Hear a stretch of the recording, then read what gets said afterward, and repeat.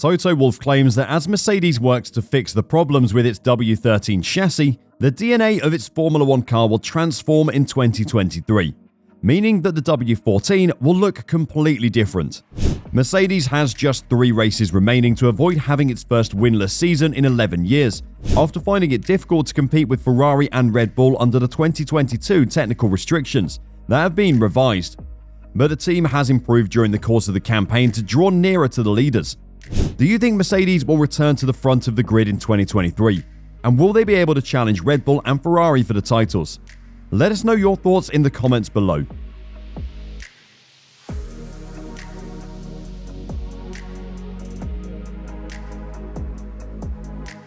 Lewis Hamilton came close to winning the US Grand Prix on Sunday, thanks in part to the W13 car's final season-ending upgrade package. He finished second after losing the lead with 7 laps to go. Mercedes has made it clear that the late season updates it is making are meant to help the direction of its 2023 car, which was expected to shift when problems with this year's design were discovered. The DNA of the car is going to change for next year, that's clear, said Wolff. It doesn't necessarily mean that our bodywork is going to look very different, but certainly what is part of the DNA of the car, the architecture of the car, will change for next year. Mercedes battled early in the season with a bouncing issue on the W13 car, only to discover a deeper fault that was baked into the design following its first big update at the Spanish Grand Prix in May.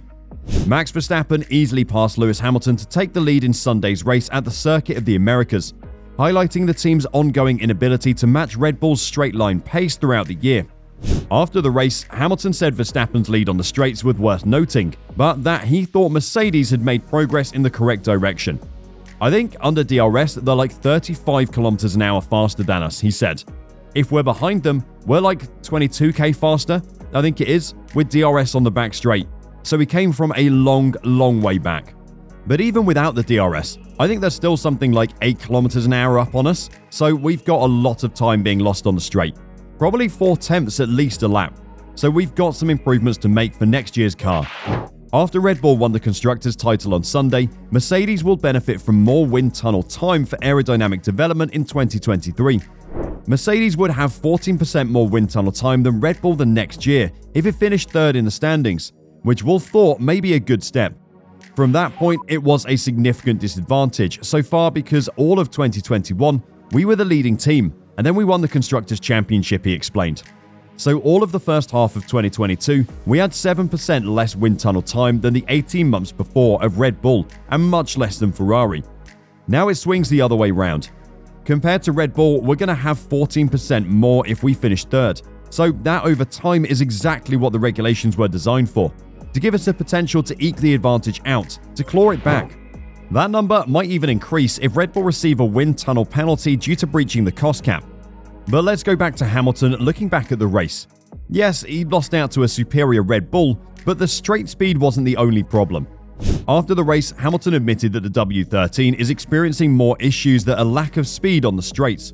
The W13 has been one of Mercedes' most complex cars to operate with since rejoining the grid in 2010.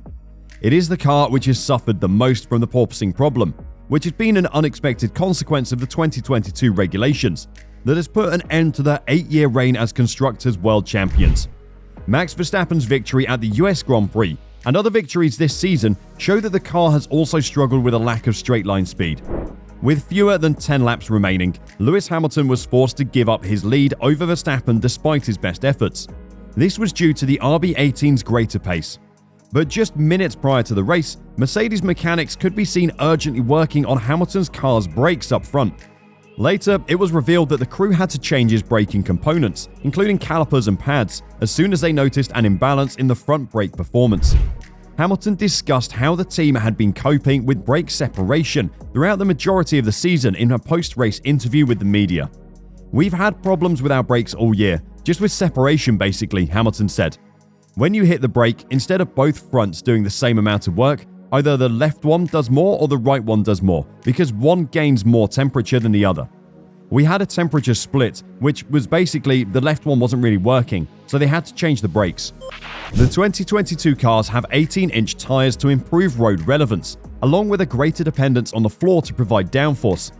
According to Hamilton, the knock-on effect required the team to modify their brake drums, which is the root of the issue. It's something we've seen a lot through the year with these new bigger drums, he explained, so it's something we're working on fixing. For now, it seems like Mercedes can't catch a break with the W13. Every time they seem to come close to unlocking some performance, another problem arises. But with 3 races remaining in 2022, Martin Brundle thinks Lewis Hamilton can win a Grand Prix. The British driver nearly claimed his first victory of the campaign in the US, but he had to beat Max Verstappen. After the passing of Red Bull co-founder Dietrich Mateschitz, Verstappen achieved an emotional triumph in Texas, but it was not effortless. After a terrible pit stop, Hamilton held the lead in the Grand Prix for a considerable amount of time. Hamilton used a harder tyre compound than Verstappen, who was equally determined to win the race for the late Mateschitz. In the final laps, Verstappen outran his British competitor by a wide margin. Hamilton was forced to accept second place. The Mercedes W13's performance in Austin, according to Brundle's piece for Sky Sports F1, should be positive for the German manufacturer. The latest updates at least give both drivers and the team hope for a glorious and long-awaited late-season victory, Brundle writes. The remaining races on the calendar are Mexico, Brazil with a sprint race, and Abu Dhabi. And to accomplish that, the team will utilize the front wing package that generated controversy at the most recent race in Austin, according to trackside engineering director Andrew Shovlin. This weekend at the Autodromo Hermanos Rodriguez, Mercedes will race both of its cars with its controversial new front wing package. The front wing kit sparked issues about its legality when it was on show in the pit lane over the weekend because of the winglets attached to the flap components.